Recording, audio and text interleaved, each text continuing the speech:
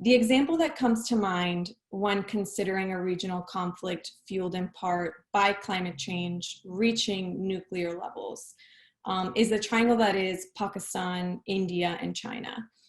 There are three major nuclear weapons possessing states that happen to share river resources and borders. South Asia is hypersensitive to climate change due to glacial melt, unpredictable extreme precipitation events that could cause extreme flooding downstream, and just hotter temperatures across the region that have already broken records in recent years. Adding to that, India and Pakistan are geopolitical rivals. And they're each already dealing with these climate change effects, from intolerable heat waves to kind of catastrophic flooding. Pakistan is facing water stress and is dependent on the Indus River Basin system for a majority of its fresh water supply. And these waters flow through Indian territory before arriving to Pakistan. Adding to this, India and Pakistan have long simmering tension that frequently boils over. In the disputed Kashmir territory, the last serious skirmish they had, I believe, was in 2019. Dozens died, and it was followed by threatening water statements on India's side. The Indian government has publicly stated many times that it would divert downstream river flow to Pakistan in direct retaliation to suicide attacks or any other attacks on either Indian troops or Indian bases. All of this is occurring as Pakistan and India continue to bolster their nuclear weapons arsenal, with India recently reaching nuclear triad status.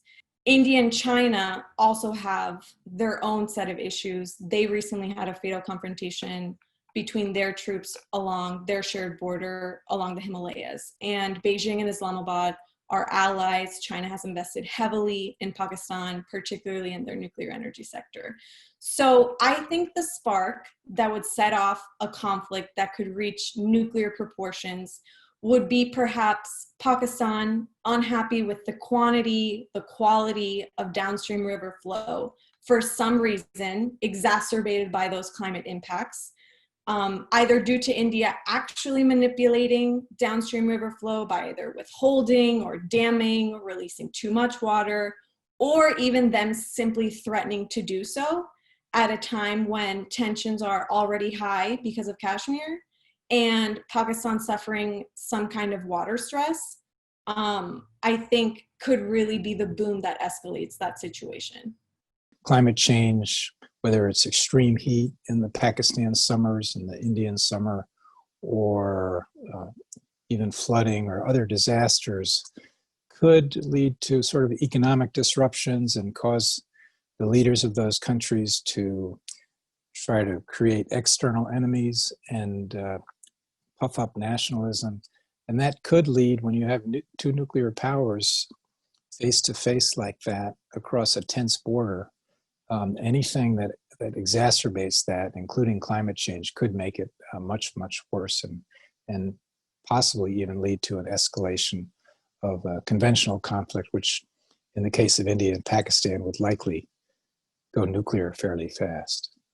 When we look at the risk of a climate-induced conflict impacting nuclear weapon states, it is not as significant of a risk as we might consider other causes. And that's because of the nature of the climate security risks that are associated with climate change.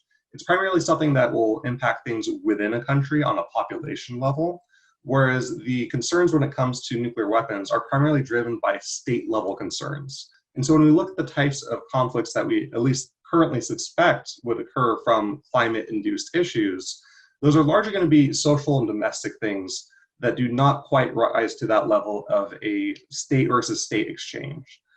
That said, though, depending on how severe things are, there are situations where it could lead to state-on-state conflicts, especially when it comes to any sort of regional refugee situations. While I don't really think that climate change will cause nuclear conflicts, it is concerning that India and Pakistan have disputes over water.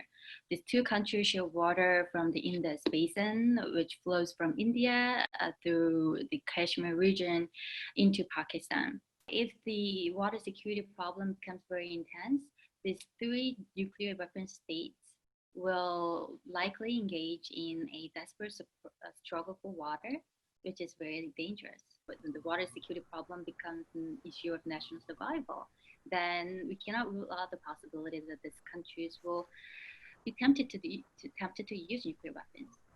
The use of nuclear weapons renders territory and resources unusable. So while this might be a good way to destroy territory and resources, it's not a good way to capture and use territory and resources.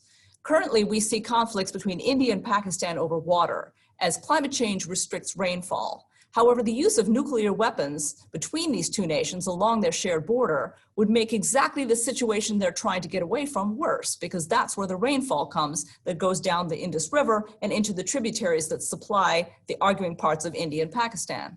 Likewise, North Korea is unlikely to use nuclear weapons, although they'd like to think that they could use nuclear weapons. Even if drought exacerbates their food insecurity, nuclear weapons doesn't provide any relief for them. It doesn't provide any way for them to get the food that they need or to protect themselves from weather. So nuclear weapons, in my opinion, are an artifact of an outdated security system, where we think of sovereign nations facing off against one another with their armed forces. Climate change doesn't present that kind of threat. It presents an entirely different kind of threat, in which the only way to prevent security problems is to work together between nations.